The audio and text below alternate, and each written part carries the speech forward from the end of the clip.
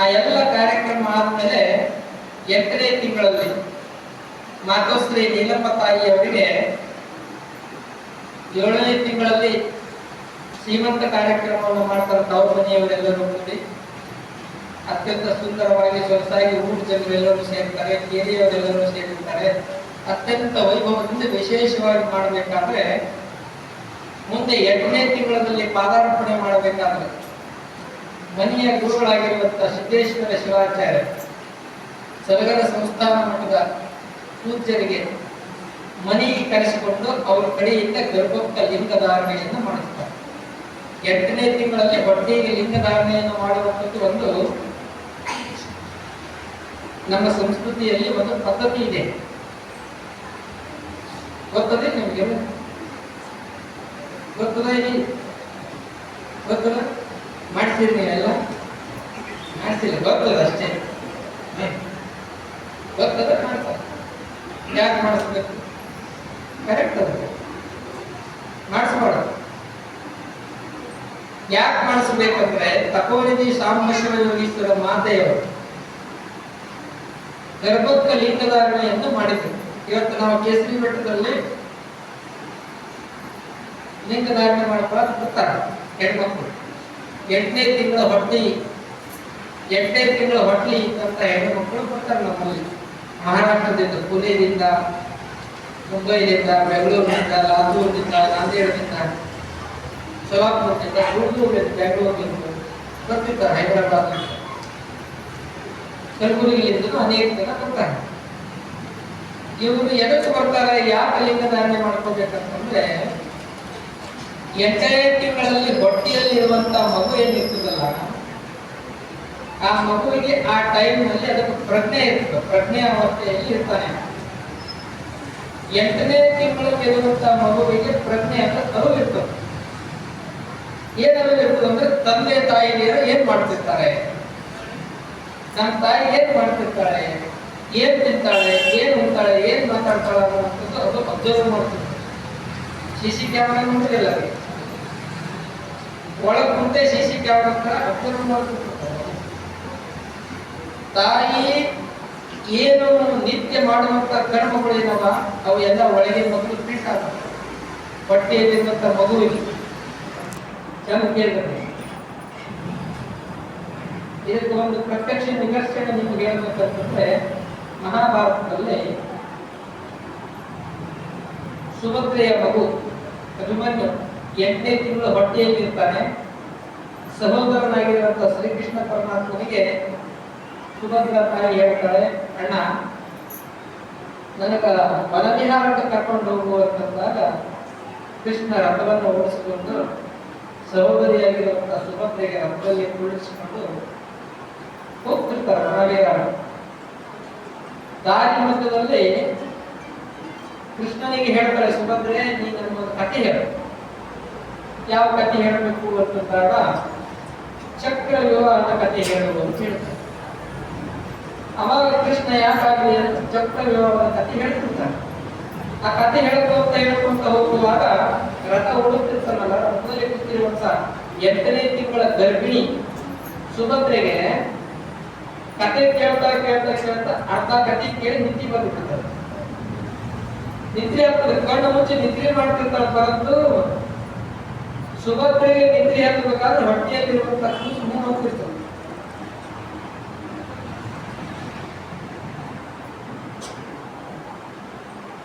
ಅವಾಗ ಕೃಷ್ಣ ಹಿಂತಿರುಗಿ ನೋಡ್ತಾನೆ, ಸುಭದ್ರೆಗೆ ನಿದ್ರೆ ಹತ್ತಾರೆ. ಏನು ಮುಂದೆ ನಾನು ಕತೆ ಹೇಳಿದ್ನಿ ಅಂತಂದ್ರ ನನಗೆ ಗೊತ್ತಾ, ಅದಕ್ಕೆ ಕತೆ ಹೇಳ್ಬಾರ್ದು ಅಂತ ಕೃಷ್ಣ ಕತೆ ನಿಲ್ಲಿಸಿದ ಅರ್ಧಕ್ಕೆ. ಆ ಚಕ್ರವ್ಯೂಹದಲ್ಲಿ ಒಳಗ ಯುದ್ಧ ಚಕ್ರವನ್ನು ಭೇದಿಸಿ ಒಳಗೆ ಹೋಗುವವರೆಗೂ ಹೇಳಿದ್ದ. ಮುಂದೆ ಮರಳಿ ವಾಪಸ್ ಹೊರಗೆ ಬರುವಂತ ಕತೆ ನಿಲ್ಲಿಸಿದ್ದ ಅರ್ಧಕ್ಕೆ. ಅವಾಗ ಮುಂದೆ ಹೊಟ್ಟೆಯಲ್ಲಿ ಹುಟ್ಟಿದಂತ ಅಭಿಮಾನಿ ಏನಿತ್ತಲ್ಲ, ಅನಿವಾರ್ಯ ಪ್ರಸಂಗ ಬರ್ತಾವನಿಗೆ ಚಕ್ರವ್ಯೂಹ ವಿದ್ಯುತ್ ಹೋಗಲ್ಲ. ಅವನಿಗೆ ಒಳಗೆ ಹೋಗುವಂತ ವಿದ್ಯೆಯನ್ನು ಹೊಟ್ಟೆಯಲ್ಲಿದ್ದಾಗ ಏನು ಕೇಳಿದ್ನು, ಅದು ಪ್ರಜ್ಞೆ ಇತ್ತು ಅವನಿಗೆ. ಅಲ್ಲಿ ತನಕ ಹೋದ, ಹೊರಗೆ ಬರೋದು ಗೊತ್ತಿರಲಿಲ್ಲ. ಹೊರಗೆ ಬರೋದು ಗೊತ್ತಿಲ್ಲ ಅನ್ನೋದಕ್ಕಾಗಿ ಎಲ್ಲರೂ ಆಟ ತಿದ್ದ ಅವನಿಗೆ ಹೊಡೆದು ಅನ್ಯಾಯವಾಗಿ ಕೊಂದು ಬಿಡ್ತಾರೆ ಅಭಿಮನ್ಯು ಅವರು. ಅದಕ್ಕೆ ಅವನು ತನ್ನ ಪ್ರಾಣವನ್ನು ಕಳ್ಕೊಂಡ. ಪರಂತು ಇಲ್ಲಿ ನಮಗೆ ಮುಖ್ಯವಾಗಿ ಬೇಕಾಗಿರುವುದು ಏನಂತಂದ್ರೆ 8ನೇ ತಿಂಗಳಲ್ಲಿ ಹೊಟ್ಟೆಯಲ್ಲಿರುವಂತಹ ಮಗುವಿಗೆ ಆ 8ನೇ ತಿಂಗಳಲ್ಲಿ ತಾಯಿ ಏನು ಮಾಡ್ತಾಳೆ, ಏನು ಕೇಳ್ತಾಳೆ, ಏನು ನೋಡ್ತಾಳೆ, ಏನು ತಿಂತಾಳೆ ಅದೆಲ್ಲವೂ ಹೊಟ್ಟೆಯಲ್ಲಿ ಹೋಗ್ತಿರುವಂತಹ ಮಗುವಿಗೆ ಪ್ರಜ್ಞೆ ಇರ್ತದೆ. ಅದರದ್ದು ಪರಿಣಾಮ ಆ ಮಗುವಿನ ಮೇಲೆ ಆಗ್ತದೆ ಅನ್ನೋದಕ್ಕೋಸ್ಕರ ಮುಂದೆ ಕಥೆಯನ್ನ ನಿಲ್ಲಿಸಿದ ಕೃಷ್ಣ. ಯಾಕೆ ನಿಲ್ಲಿಸಿದಂತಂದ್ರೆ ಮುಂದೆ ನಾನು ಕಥೆ ಬಂದ ವೇಳೆ ಹೇಳಿದ್ರು ಇವನಿಂದ ನನಗೆ ಮರಣ ಅದ. ಯಾರಿಗೆ? ಕೃಷ್ಣನಿಗೆ. ಸೋದರಳೆಯಿಂದ ಕೃಷ್ಣನಿಗೆ ಮರಣ. ಸೋದರ ಮಾವನಿಗೆ ಕೃಷ್ಣನೇ ಕೊಂದ. ಸೋದರ ಮಾವ ಕೋಸನನ್ನು ಕೊಂದವನು ಕೃಷ್ಣ. ಸೋದರಳೆಯಿಂದ ಇವನಿಗೆ ಮರಣ. ಅದಕ್ಕೆ ಕಥೆಯನ್ನ ಹೇಳೋದು ಬಿಟ್ಟರು ಕೂಡ ಮತ್ತ ಆ ಅಭಿಮನ್ಯುವಿನ ಅಸ್ಥಿ ಪಂಜರದಿಂದ ಎಲುಬಿನ ತುಕಡಿಯಿಂದ ಮತ್ತ ಕೃಷ್ಣನಿಗೆ ಮರಣ ಇತ್ತು. ಅದಕ್ಕನೇ ಜಗದ್ಗುರು ರೇಣುಗುರು ಮಾತು ಹೇಳ್ತಾರೆ, ಮತ್ಸ್ಯ ಪೂರ್ವ ವರಾಹಾಂಗೈ ನೃಸಿಂಹ ಮನುಜಾಲಭಿ ಜಾತೇನ ನಿಧನಂ ಪ್ರಾಪ್ತಂ ವಿಷ್ಣುನಾಪಿ ಮಹಾತ್ಮರ ಅಂತ ಚಿತ್ತಾಂಶಿಕಾಮಣಿಯಲ್ಲಿ ಪಿಂಡಸ್ಥಳದಲ್ಲಿ ಜಗದ್ಗುರು ರೇಣುಕಾಚಾರ್ಯರು ಹೇಳ್ತಾರೆ. 10 ಅವತಾರಗಳನ್ನು ತಗೊಂಡು ಬರಬೇಕಾಯ್ತು ಕೃಷ್ಣನಿಗೆ. 10 ಅವತಾರದಲ್ಲಿ ತಗೊಂಡು ಬಂದರೂ ಕೂಡ ಕೃಷ್ಣನಿಗೆ ಮರಣ ಅನ್ನೋದು ತಪ್ಪಿಲ್ಲ. ಅದಕ್ಕೆ ಇದೊಂದು ಸನ್ನಿವೇಶ. 8ನೇ ತಿಂಗಳಲ್ಲಿ ಪ್ರತಿಯೊಬ್ಬ ವ್ಯಕ್ತಿಗೆ ಅರಿವಿರುವುದಕ್ಕೋಸ್ಕರವಾಗಿ ನಾವು ತಾಯಿದೇರಾಗಿರುವಂತವರು 8ನೇ ತಿಂಗಳಲ್ಲಿ ಏನೇನೋ ಬಯಕೆಗಳನ್ನು ಮಾಡುವುದು ಬದಲು, ಇನ್ನೇನೇನೋ ತಿನ್ನುವ ಬದಲು ನಾವೇನ್ ಮಾಡಬೇಕು ಅಂತಂದ್ರೆ ಶಿವಪೂಜೆಯನ್ನ, ಶಿವಧ್ಯಾನವನ್ನ, ಶಿವಭಕ್ತಿಯನ್ನ ಮಾಡುವಂತವರಾಗಬೇಕು. ಅದಕ್ಕೆ ನಮ್ಮ ವೇದಮೂರ್ತಿ ದುರ್ಗಸೇನವರ ಧರ್ಮಪತ್ನಿಯಾಗಿರುವಂತ ಮಾತೋಶ್ರೀ ನೀಲಮ್ಮ ತಾಯಿಯವರು 8ನೇ ತಿಂಗಳಲ್ಲಿ ಅವರಿಗೆ ಅನೇಕ ವಿಧವಾಗಿರುವಂತಹ ಬಯಕೆಗಳಾಗ್ತವೆ. ಯಾವ ರೀತಿ ಬಯಕೆಗಳಾಗ್ತವೆ ಅಂತಂದ್ರೆ ಅದನ್ನ ಒಂದು ಹಾಡ್ತೀವಿ.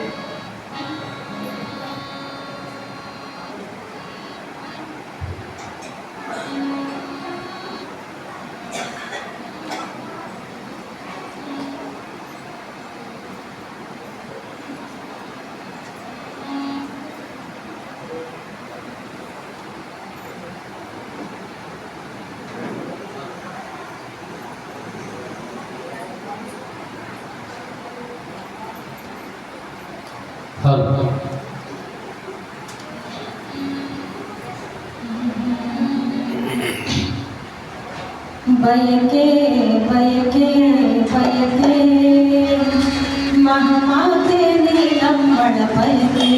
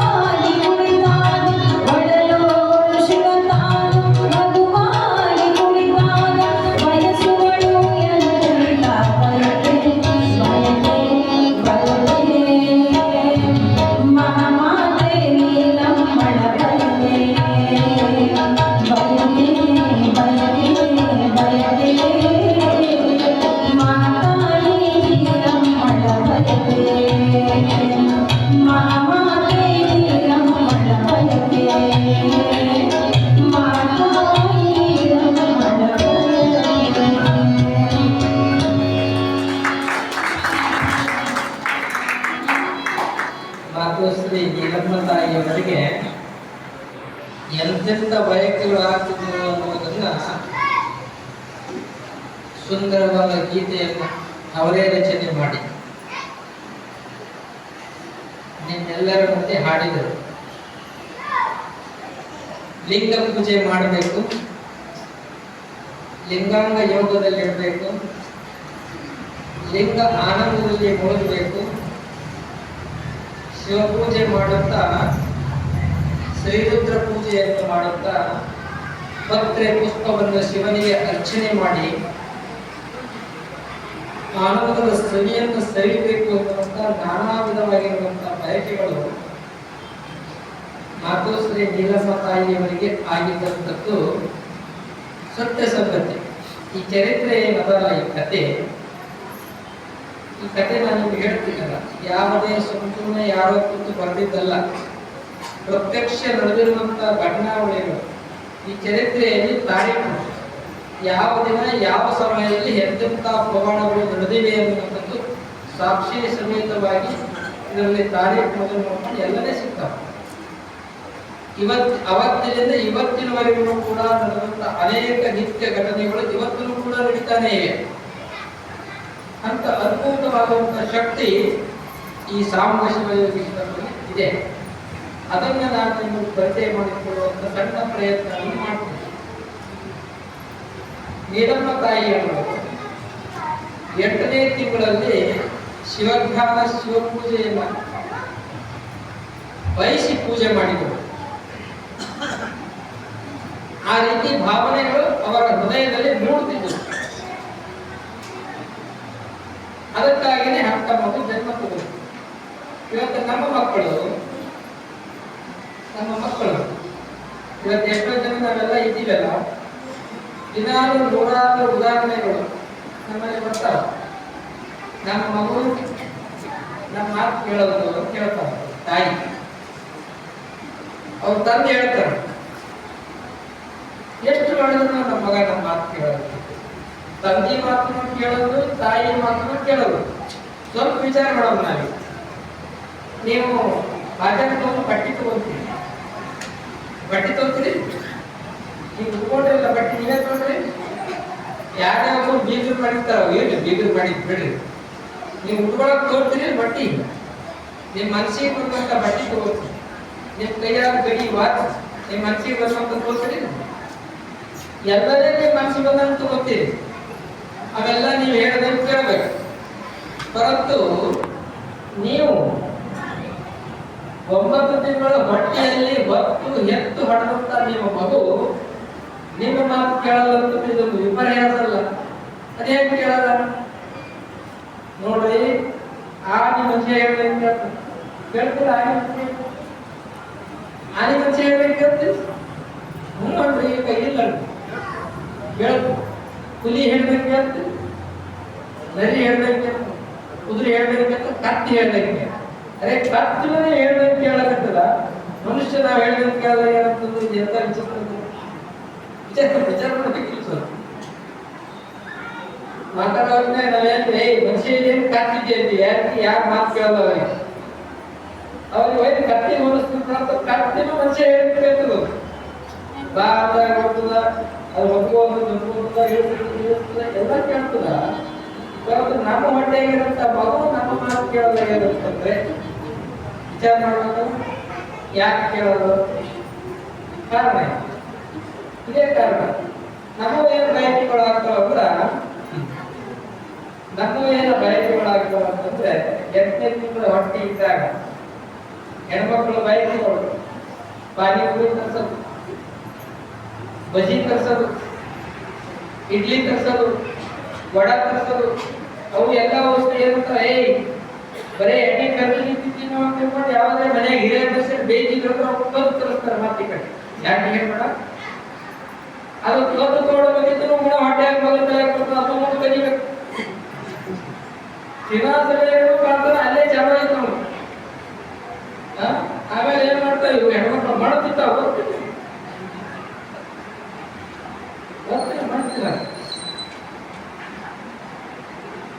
ಮಣ್ಣು ಜೋಳದಾಗಿತ್ತು, ಗೋಧಿದಾಗಿತ್ತು, ತಿನ್ನು ಒಳಗಿನೆಲ್ಲ ಹಳ್ಳ ಆಗಿದ್ದ ನೆಮ್ಮ ಮಾಡಿ ತಗೊಂಡು ಬಾಯ ಪಟಕ್ನೆ ಆ ಕಡೆ ನೋಡೋದು ಪಟಕ್ನೆ ಬಾಯ ಹಾಕೊಳ್ಳೋದು. ನಾನು ನೋಡಿ ಸಣ್ಣ ಇದ್ದಾಗಿಲ್ಲ ಆ ಕಡೆ ನೋಡಿ ಪಟಕ್ನೆ ಬಾಯ ಹಾಕೊಳ್ಳೋದು ತಿನ್ನೋದು. ಆ ಮಣ್ಣು ತಿನ್ನೋದ ಮುಂದೆ ಮಕ್ಕಳೆಲ್ಲ ಹೋಗ್ತಾವಂದ್ರ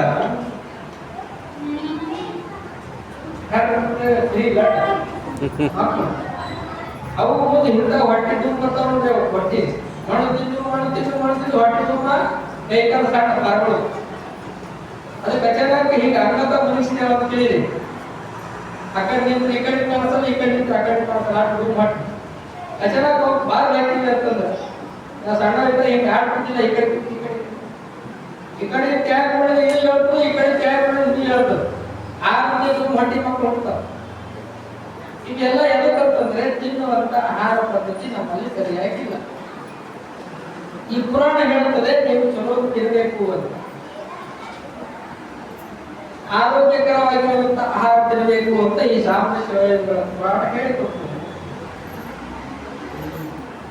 ಆರೋಗ್ಯಕರವಾಗಿರುವಂತ ಆಹಾರ ತಿನ್ನಬೇಕು. ಆ ಆಹಾರ ತಿನ್ನೋದ್ರಿಂದ ಮನುಷ್ಯನ ಆಯುಷ್ಯ ಹೆಚ್ಚಿಗೆ ಆಗಬೇಕು. ಬರೇ ಅಷ್ಟೇ ಅಲ್ಲ, ಇದರಲ್ಲಿ ಅದ್ಭುತವಾದಂತ ಶಕ್ತಿ ಅಲ್ಲ. ಸಂಸ್ಕಾರ ಅನ್ನೋದು ಬಹಳ ಅತಿ ಮುಖ್ಯ ಮನುಷ್ಯನಿಗೆ. ನೀವು ನೋಡ್ರಿ, ಈಗ 10 ದಿವಸಗಳ ಹಿಂದ ಬೀದರ್ನಲ್ಲಿ ಒಂದು ಪೇಷಂಟ್ ಅಡ್ಮಿಟ್ ಇತ್ತು, ಡೆಲಿವರಿ ಪೇಷಂಟ್. ಈಗ ಒಂದು ವಾರ ದಿವಸ ಗುಲ್ಬರ್ಗನಾಗಿತ್ತು. ಹಾಸ್ಪಿಟಲ್ ಹೋದ ತಕ್ಷಣ ಡಾಕ್ಟರ್ಗಳು ಇಮಿಡಿಯೇಟ್ ಅವರು ಸಿಜರಿಂಗ್ ಮಾಡಬೇಕು, ಆಪರೇಷನ್ 108 ನಿಗಾಡಿ ಹೇಳ್ತಿರ್ತಾರೆ. ಇವು ಎದೆ ಹೊಡಿಸಿರ್ತಾರೆ. ಇವು ಕೇಳಿ ಹಂಗೆ ಲಗೇಜ್ ತಯಾರಿ ಇರ್ತಾವೆ. ಹಂಗೆ ನಾರ್ಮಲ್ ಡೆಲಿವರಿ ಐತಂತಂದ್ರೆ 10-20 ರೂಪಾಯಿನ ಮುಗಿತು ಕಿರಿಕಿರಿ. ಸಿಜರಿಂಗ್ ಮಾಡಿದ್ರಪ್ಪ ಅಂತಂದ್ರೆ 1 ಲಕ್ಷ ಬಿಲ್ ಆಗಿದೆ. ಅದಕ್ಕೆ ಸಿಜರಿಂಗ್ ಮಾಡಿದ್ರೆ ಅವ್ರಿಗೆ ದವಾಖಾನೆಯವರಿಗೆ ಚಲೋ, ಸಿಜರಿಂಗ್ ಮಾಡಲಿಲ್ಲ ಅಂತಂದ್ರೆ ನಿಮಗೆ ಚಲೋ. ಅಟ್ ದೊಡ್ಡ ಬಿಲ್ಡಿಂಗ್ ಅವ್ರು ಯಾಕೆ ಕಟ್ಸ್ಯಾರಪ್ಪ ಅಂತಂದ್ರೆ ನಿಮ್ಗೆ ಸಿಜರಿಂಗ್ ಮಾಡಿಸಲಿ. ನಿಮಗೂ ಗೊತ್ತದ ಅದಕ್ಕೂ ನೀವು ಮಾಡಿಸ್ತೀವಿ ಇರ್ಲಿ. ಪರಂತು ಈ ಚರಿತ್ರೆ ಏನ್ ಹೇಳ್ತದೆ ಅಂತಂದ್ರೆ ಮನುಷ್ಯ ಆರೋಗ್ಯವಂತನಾಗಬೇಕು, ಸದೃಢ ಕಾಯವಂತನಾಗಬೇಕು. ಅದು ಹೆಂಗಂದ್ರೆ ಲಾತೂರಿನಲ್ಲಿ ಒಂದು ಡೆಲಿವರಿ ಪೇಷಂಟ್ ನಮಗೆ ಬಹಳ ಬೇಕಾದವರು ಹಾಸ್ಪಿಟಲ್ ಅಡ್ಮಿಟ್ ಆಗ್ಯಾರ. ಬ್ಯಾನಿ ಇದ್ದಾವ, ಹೊಟ್ಯಾಗ ಪೇನ್ ಸ್ಟಾರ್ಟ್ ಆಗ್ಯಾವ. ಹಾಸ್ಪಿಟಲ್ ಹೋಗಿದ ತಕ್ಷಣ ಏನ್ ಹೇಳ್ತಾನೆ ಡಾಕ್ಟರ್, ಈಗ 3 ದಿನ ಬೇಕು, ಡೆಲಿವರಿ ಆಗ್ಬೇಕು 3 ದಿವಸ ಬೇಕು, ನೀವು ಮನೆಗೆ ಕರ್ಕೊಂಡು ಹೋಗಿ ಬಂದು. ಮತ್ತೊಂದು ಜನ ಮತ್ತೆ ಜಾಸ್ತಿ ಆಯ್ತು, ಮತ್ತೆ ಹೋದ್ರು. ಈಗ ಹೇಳಿದ್ರೆ 3 ದಿನ ಬೇಕು, ಬಹಳ ತೊಂದರೆ ಆಗ್ತದ, ಅವ್ರು ಗಡ್ಬಡ್ ಮಾಡ್ಬೇಕು. ನಾರ್ಮಲ್ ಡೆಲಿವರಿ ಆಗ್ತದ, ಪರಂತು ಡಾಕ್ಟರ್ ಚಲೋ ಡಾಕ್ಟ್ರೇ ಅವ, ನಮ್ಮ ಆಪರೇಷನ್ ಮಾಡೋದನ್ನು ಮಾಡಲ್ಲ. ನಾರ್ಮಲ್ ಡೆಲಿವರಿ ಮಾಡೋ ಡಾಕ್ಟರ್ ಹೇಳ್ತಾರೆ ಇನ್ನ ತಡೀರಿ 3 ದಿನ ಬೇಕು, ಜರ ಪೇನ್ ಆದ್ರೂ ತಳ್ಕೊಳ್ಳಿ. ಮತ್ತೆ ಮನೆಗೆ ಬಂದು ಮತ್ತೊಂದು ಸ್ವಲ್ಪ ದಿನ ಮತ್ತೆ ಜಾಸ್ತಿ ಆಯ್ತು, ಮತ್ತೆ ಹೌದು 2 ಗಂಟೆಗೊಮ್ಮೆ 3 ಗಂಟೆಗೊಮ್ಮೆ ಹೋಗೋದು ಮತ್ತೆ ಬರೋದು. ಒಂದು ದಿನಕ್ಕೆ 8 ಸರ್ತಿ ಹೋಗ್ತಾರೆ, ಬೆಳಿಗ್ಗೆಯಿಂದ ಸಾಯಂಕಾಲವರೆಗೂ. ರಾತ್ರಿ 12:30 ಆಗ್ಯದ, ಇವರು 11 ಗಂಟೆಗೆ ಹೋಗಿ ವಾಪಸ್ ಬಂದಾರ. ನೀವು ಚಿಂತೆ ಮಾಡಬೇಡ್ರಿ, ಆರಾಮ್ ತಾಳ್ಕೋರಿ ಅಂತ ಹೇಳಿ ಕಳಿಸ್ಯಾನ. 11:20 12 ಗಂಟೆ ಮನೆಗೆ ಬರ್ಬೇಕಾದ್ರೆ ಅರ್ಧ ಗಂಟೆ, 12 ಗಂಟೆ 20 ನಿಮಿಷ ಆಯ್ತು. ನಮ್ಮ ಕಾರ್ಯಕ್ರಮ ಬಂದಿತ್ತು, ನಾನು ನಿದ್ರೊಳಗಿದ್ದೆ. ಅವಾಗ ಮಲ್ಕೊಂಡಿದ್ದೆ. 12 ಗಂಟೆ 20 ನಿಮಿಷ ನನ್ನ ಫೋನ್ ಬರ್ತಾನೆ. ಏನಂತಂದ್ರೆ ಈ ರೀತಿ ಹಿಂಗ್ ಪ್ರಾಬ್ಲಮ್ ಆಗಬೇಕಲ್ಲ, ದವಾಖಾನೆ ಬಂದು ಇನ್ನ 3 ದಿವಸ ಅಂತಾರೆ ಡಾಕ್ಟರ್. ನಾನು 12 ಸರ್ತಿ ಹೋಗಿ ಬಂದೀನಿ, ಏನ್ ಮಾಡ್ಬೇಕು? ಅವಾಗ ನಾನು ಹೇಳಿದೆ ಇಮಿಡಿಯೇಟ್ ಜಟ್ನೆ ಸ್ನಾನ ಮಾಡಿ ಹಸಿ ಬಟ್ಟೆ ಉಟ್ಕೊಂಡು ತಾಮೂರು ಚೆರಿಗೆಯೊಳಗೆ ನೀರು ತಗೊಂಡು ನನಗೆ ಫೋನ್ ಮಾಡಿ ಅಂತ ಹೇಳಿದೆ. 12 ಗಂಟೆ 20 ನಿಮಿಷ ಫೋನ್ ಬಂದು 5 ನಿಮಿಷದೊಳಗೆ ಅವ್ರು ವಾಪಸ್ ಸ್ನಾನ ಮಾಡ್ಕೊಂಡು ಹಸಿ ಬಟ್ಟೆ ಉಟ್ಕೊಂಡು ತಾಮೂರು ಚೆರಿಗೆಯೊಳಗೆ ನೀರು ತಗೊಂಡು ನನಗೆ ಫೋನ್ ಮಾಡಿದ್ರು. ನಾನು ಹೇಳಿದೆ, ಫೋನ್ ಮಾಡಿಗೆ ಮಂತ್ರಿಸಿದ್ದೆ. ನಾನು ಮಂತ್ರಿಸಿ ನೀರು ಕುಡಿಸಲಿ, ಇಮಿಡಿಯೇಟ್ ದವಾಖಾನೆ ಕರ್ಕೊಂಡು ಹೋಗಿ 10 ನಿಮಿಷದೊಳಗೆ ಡೆಲಿವರಿ ಆಗಿಬಿಡ್ತದೆ ಅಂತ ಹೇಳಿದೆ. ತೆಗಿತೀನಿ ಕೇಳಿದೆ ನಾನು ಸರಿ ಆಯ್ತು. ಅವ್ರು ನೀರು ಕುಡಿಸಿದ್ರು, ದವಾಖಾನೆ ಕರ್ಕೊಂಡು ಹೋಗ್ಬೇಕಾದ್ರೆ 2 ನಿಮಿಷದೊಳಗೆ ಆ ನೀರು ಕುಡಿದು 10 ನಿಮಿಷದೊಳಗೆ ಆ ಎಣ್ಣೆ ಡೆಲಿವರಿ ಆಗಿಬಿಡ್ತು.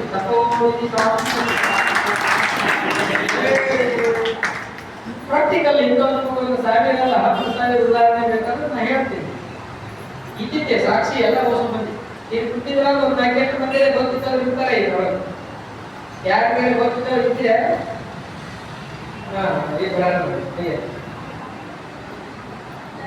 ಇಂಥ ಅನಂತ ಲೀಲೆಗಳು ಇದೆಲ್ಲ ಹೇಗಿರ್ತವೆ ಈ ಚರಿತ್ರೆಯ ಪ್ರಭಾವನೆ ಅಂತದ್ದು. ಅದಕ್ಕೆ ನಾವೇನ್ ಹೇಳ್ತೀವಿ ಅಂದ್ರೆ 8ನೇ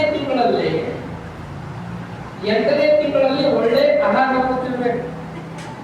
ಈ ಕರ್ಗಿದ್ದು ಮತ್ತೊಂದು ಇನ್ನೊಂದು ವಿಚಿತ್ರ ಇದ್ದೀವಲ್ಲ ಅವೆಲ್ಲ ಬಿಡಬೇಕು. ಪ್ರತಿಯೊಬ್ಬರು ನಾವೇನ್ ಮಾಡ್ಬೇಕಂದ್ರೆ ಆದಷ್ಟು ಬಿಡೋರಲ್ಲ ಇವರು. ಈ ಸದ್ಯ ಪರಿಸ್ಥಿತಿ ಹೇಗದ ಅಂತಂದ್ರೆ ಅಚಾನಕ್ ಗಂಡ ಹೆಂಡತಿ ನೀ ತಿರುಗಾಡ ಅಂತ ತಿಳಿದಿ ನಿನಗೆ ಬಿಡ್ತೀನಿ ತಿನ್ನೋದು ಬಿಡಲ್ಲ ಅಂತಾಳೆ ಹೌದು ತಿಳಿದತ್ತೆ ಗಂಡನಿಗೆ ಬಿಡ್ತಾಳ ತಿನ್ನೋದು ಬಿಡಲ್ಲ. ಅಚಾನಕ್ ಹೆಂಡತಿ ಗಂಡ ಹೇಳ್ತಾನ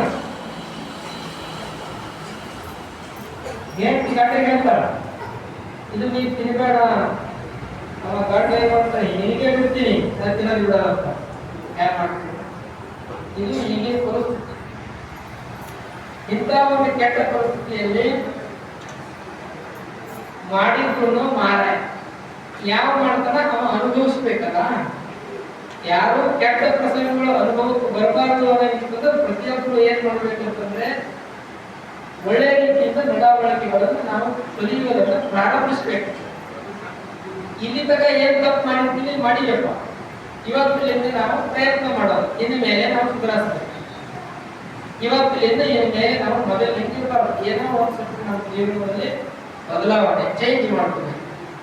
ಯಾಕೆ ಚೇಂಜ್ ಮಾಡ್ಕೋಬೇಕು? ನಮಗೋಸ್ಕರ, ನಮ್ಮ ಆರೋಗ್ಯಕ್ಕೋಸ್ಕರ, ನಮ್ಮ ಸಂಸಾರಕ್ಕೋಸ್ಕರ, ನಮ್ಮ ಕುಟುಂಬಕ್ಕೋಸ್ಕರ, ನಮ್ಮ ಜೀವನಕ್ಕೋಸ್ಕರ, ನಮ್ಮ ಮನೆತನಕ್ಕೋಸ್ಕರ, ನಮ್ಮ ನಾಡಿಗೋಸ್ಕರ, ನಮ್ಮ ದೇಶಕ್ಕೋಸ್ಕರ, ನಮ್ಮ ಧರ್ಮಕ್ಕೋಸ್ಕರ ಸ್ವಲ್ಪ ಬದಲಾವಣೆ. ಜಾಸ್ತಿ ಮಾಡೋದು ಬೇಡ. ಸ್ವಲ್ಪ ಮಾಡಿದೀವಿ ಅಂತಂದ್ರೆ ಅದು ತಾನೇ ಆಗುತ್ತೆ. ನಿಮ್ಗೆ ಎಷ್ಟು ಬೇಕೋ ಅಷ್ಟು ಹೆಲ್ಪ್ ಮಾಡ್ತೀನಿ. ನೀವು ಸ್ವಲ್ಪ ಮಾಡಕ್ಕೆ ತಯಾರಾಗ. ಒಂದು ಸ್ವಲ್ಪ ನೀವು ಪ್ರಯತ್ನ ಮಾಡಿದ್ರಿ ಅಂದ್ರೆ ಮುಂದಿನ ಇಷ್ಟು ನೀವು 10% ಮಾಡಿ 90% ನಾನು ನಿಮ್ಗೆ ಹೆಲ್ಪ್ ಮಾಡ್ತೀನಿ. ಅದ್ಭುತ ಶಕ್ತಿ ಎಲ್ಲ ಅದರೊಳಗೆ ನಾವು ತಗೊಳ್ಳೋದು ಕಲಿಬೇಕಷ್ಟೇ. ಅದಕ್ಕೆ ಸಾಂಬಶಿವಗಳ ತಾಯಿಯವರು ಲಿಂಗ ಪೂಜಾ ಬಲ್ಲವರಾಗಿ, ಲಿಂಗಾರ್ಚನೆಯಲ್ಲಿ ಮಗ್ನರಾಗಿ, ಲಿಂಗಾಂಗ ಸಂಖ್ಯೆಯಾಗಿ, ಲಿಂಗಾಂಗದಲ್ಲಿ ಮುಳುಗಿ ಲಿಂಗ ಪೂಜೆಯನ್ನ, ಲಿಂಗಾರ್ಚನೆಯನ್ನ, ಬಿಲ್ವ ಪುಷ್ಪಾರ್ಚನೆಯನ್ನ ಮಾಡುತ್ತಾ ರುದ್ರಾಭಿಷೇಕದೊಂದಿಗೆ ಲಿಂಗ ಪೂಜೆಯೊಂದಿಗೆ ನಿತ್ಯ ಸೋಮೇಶ್ವರ ಮಂದಿರದಲ್ಲಿ ಮತ್ತು ತಮ್ಮ ಮನೆಯಲ್ಲಿ ಸಾಂಬಶಿವಲಿಂಗಗಳ ಹೊಂದಿದ ಮನೆ ಯಾಕಂದ್ರೆ ನಿಟ್ಟೂರುಗಳಂದ್ರೆ ಪೂರಾ ಊರು ತುಂಬ ಮನೆಗಳು, ಎಲ್ಲ ಹೊಸ ಮನೆ, ಸಾಹುಕಾರ ಇರಲಿ ಸರ್ಕಾರ ಇರಲಿ, ಎಲ್ಲರ ಮನೆಗಳು ಎಂತಾವ. ಇವ್ರ ಮನೆ ಯಾಕಂದ್ರೆ ಅಂತಂದ್ರೆ ಅವ್ರೆಲ್ಲರಿಗೂ ಮ್ಯಾಳಿಗೆ ಏನಿರ್ತದ ಮನೆ ಮ್ಯಾಳಿಗೆ, ಆ ಮ್ಯಾಳಿಗೆ ಮೇಲೆ ಇವ್ರ ಮನೆ ಪ್ರವಣಿಗಳು ಚಾಲು ಆಗ್ತಾವ. ಅಲ್ಲಿ ಇವ್ರ ಮನೆ ಅಂದ್ರೆ ಎಲ್ಲರಿಗೂ ಮನೆ ಇವ್ರ ಮನೆ ಕೆಳಗೆ ಅವ ಕೂಡ ನೋಡಿದವ್ರಿಂದ ಹಾರ ಇದ್ರೊಳಗೆ. ಆ ರೀತಿ ಸಾಂಬಶಿವಲಿಂಗಗಳ ಮನೆಗಳ ದೊಡ್ಡ ಬಾಳ ಅವರು ದಿನನಿತ್ಯ ಪೂಜೆ ಮಾಡ್ಕೊಂತ ಬರೋದ್ರಿಂದ ಅವರ ಹೊಟ್ಟೆಯಲ್ಲಿ 8ನೇ ತಿಂಗಳಾದ ಮೇಲೆ 9ನೇ ತಿಂಗಳಲ್ಲಿ ಕಾಲಿಟ್ಟ ಮೇಲೆ ಹಿಂದೊಳಗೆ ಬೀಳ್ತಾವ. ಈಗ ಅವರಿಗೆ ದಿನದಾಗ ಹ್ಯಾಂಗ ಬೀಳ್ತಾವ ಅಂತಂದ್ರೆ ಪುಸ್ತಕ ಕುಟ್ಟಿರ್ತಾರೆ. ಇವರು ಎಬ್ಬಿಸ್ಲಾಕ ಗಟ್ಟಿ ಹಿಡಿದು ಎಬ್ಬಿಸ್ಬೇಕು. ಇನ್ನ ಡಿಲಿವರಿ ಮುಂದೆ ಇರ್ತದೆ, ಆಗ್ತದೋ ಬಿಡ್ತದೋ, ಮಕ್ಕಳು ಹಡಿತಾವೆ, ನನ್ನ ಕಲ್ಲೆ ಕೊಲ್ಲಿ ಹಾಕ್ತಾರೋ, ಇವ್ರು ಸಾಯ್ತಾರೋ ಗೊತ್ತಿಲ್ಲ. ಏನೇ ಒಂದು ಜಿಗಾಡ ಹಾಕ್ತಿರ್ತದ ಹೊರತು ಹೊಟ್ಟಿ ನಿಂತದಪ್ಪ ಅಂದ್ಗಳಿಗೆ ಚಾಲು ಐತೀವಿ ದವಾಖಾನೆ. ಜಗಳ ಮಾಡಿ ಕಚೇರಿ ಹೋಗ್ತಾ ಉಂಟು ಪೂರ್ತಿ. ತಿಂಗಳಿಗೊಮ್ಮೆ ಬೇಸಿಗೆ ಹೋಗಲ್ಲ, ವಿಷಯವಾಗಿ ಚಾಲು. ಏನಂತಾರ ಅದು?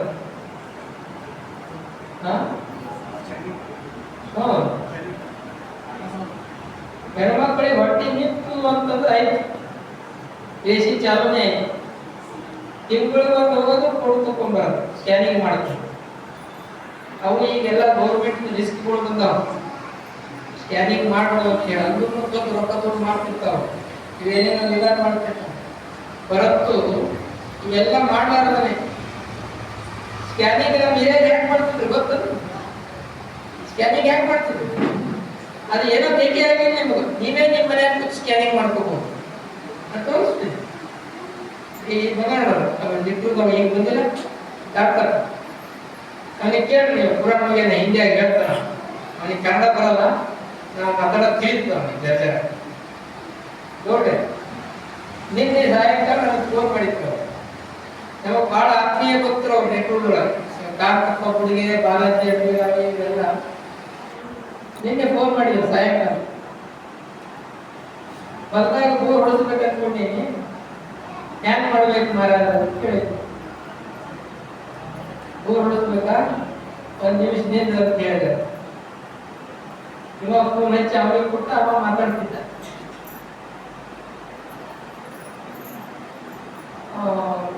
ಏನ್ ಪಾಯಿಂಟ್ ತೋರಿಸಿದೆ ಇಲ್ಲ ಅಂತ ಕೇಳಿದೆ. ತೋರಿಸಿದೆ ತೋರಿಸಿದ ಒಂದು ನಿಮಿಷ ನಿಂದ್ರ ಅಂತ ಕಣ್ಣು ಮುಚ್ಚಿದೆ. 3 ಇಂಚ್ ನೀರು ಬೀಳ್ತಾವಲ್ಲ ಅಂತ ಹೇಳಿದೆ. ಕರೆಕ್ಟ್ ಅಲ್ಲ ಅವಾಗ ಹೌದು ಅವ್ರು 3 ಇಂಚ್ ನೀರು ಬೀಳ್ತಾವ ಅಂತ ಹೇಳಿದ. ಅವನ್ನೆಲ್ಲ ನಿಂತು ನೋಡಿ ಅವ ಟೇಸ್ಟ್ ಮಾಡಿ ಜಾಗದ ಮೇಲೆ ನಿಂತು ಅವ ಹೇಳ್ಯಾನ, ನಾನು ಇಲ್ಲಿ ಮಠದಾಗ ಕೇಸರಿ ಬೆಟ್ಟದಾಗ ಫೋನ್ಯಾಗ ನಾ ಹೇಳ್ತೀನಿ. ಇದು ಹೇಗೆ ನಡೀತದಪ್ಪ ಅಂತಂದ್ರೆ ಇದು ಒಂದು ಅದ್ಭುತವಾಗಿರುವಂತ ಶಕ್ತಿ. ಇದು ಎಲ್ಲಿ ಬರ್ತದೆ ಅಂತಂದ್ರೆ ಸೂಪರ್ ಮಾರ್ಕೆಟ್ನಾಗ ಸಿಗೋದಲ್ಲ. ಇದು ಬೆಂಗಳೂರಿನಾಗ ಸಿಗಲ್ಲ, ಮುಂಬೈನಾಗ ಸಿಗಲ್ಲ, ದಿಲ್ಲಿಯೊಳಗೆ ಸಿಗಲ್ಲ. ಇದು ಎಲ್ಲಿ ಸಿಗ್ತದಂದ್ರೆ ನಿಮ್ಮ ಹೃದಯದಲ್ಲಿ, ನಮ್ಮ ಹೃದಯದಲ್ಲಿ ಆತ್ಮಾವಲೋಕನೆ ಮಾಡ್ಕೋಬೇಕು. ನಮ್ಮ ದೇವರಿಗೆ ನೆನೆಸ್ಕೋಬೇಕು. ನಮ್ಮ ಎದಿ ಮೇಲೆ ಕಟ್ಕೊಂಡಿರುವಂತ ಲಿಂಗಕ್ಕೆ ಪೂಜೆ ಮಾಡ್ಬೇಕು. ದಿನಾಲು ಭಕ್ತಿಯಿಂದ ಲಿಂಗ ಪೂಜೆ ಮಾಡೋದ್ರಿಂದ ಎಲ್ಲಿ ಏನೇನು ಅಂತಂದ್ರೆ ಇಲ್ಲೇ ದೇವರು ಗೊತ್ತು ಮಾಡಿರ್ತಾನೆ. ಇಂಥ ಒಂದು ಅದ್ಭುತ ಶಕ್ತಿ ಹೇಗೆ ಬರ್ತಂದ್ರೆ ಸಾಮಂಗ ಶಿವಯೋಗೀಶ್ವರ ಮಹಾರಾಜಿ ಸಾಮಂಗ ಶಿವಯೋಗಿಯನ್ನು ದಿನಾಲು ಭಕ್ತಿಯಿಂದ ಯಾವ ನೆನೆಸ್ಕೋತಾನೆ, ಶ್ರದ್ಧೆಯಿಂದ ಯಾವನು ನೆನೆಸ್ಕೋತಾನೆ, ಅವನ ಬದುಕಿನಲ್ಲಿ ಬರುವಂತ ಎಲ್ಲ ಕಷ್ಟಗಳು ದೂರಾಗಿ ಏನು ಮನಸ್ಸಿನಲ್ಲಿ ಅಂತಾನೆ ಅದೆಲ್ಲವೂ ನೂರಕ್ಕೂ ನಿಶ್ಚಿತವಾಗಿ ಸಿಕ್ಕೇ ಸಿಕ್ಕಲ್ಲ ಅನ್ನುವಂಥ ಪ್ರಾಕ್ಟಿಕಲ್ ಸತ್ಯವನ್ನು ನಾನು ಹೇಳ್ತೀನಿ ಈ ಮೂಲಕ. ಅದಕ್ಕೆ ಅಂದು ಸಾಂಬ ಶಿವಯೋಗಿಗಳು ಅನಂತ ಪವಾಡಗಳನ್ನ ಲೀಲೆಗಳನ್ನ ಮಾಡಿದರು. ಅಂದು ಮಾಡಿದಂತ ಸಾಂಬ ಶಿವಯೋಗಿಗಳು ಅವತ್ತು ಲೀಲೆಗಳನ್ನು ಮಾಡಿ ಬಿಟ್ಟಿಲ್ಲ.